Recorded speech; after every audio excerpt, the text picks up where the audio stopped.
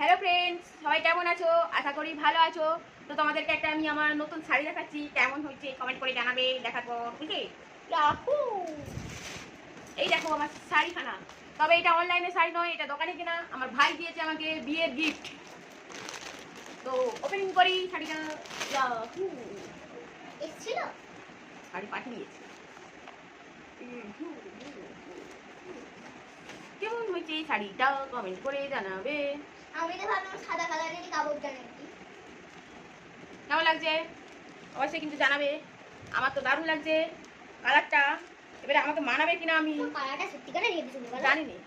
তো তোমাদের যদি শাড়িটা ভালো লাগে অবশ্যই কিন্তু কমেন্ট করে জানাবে।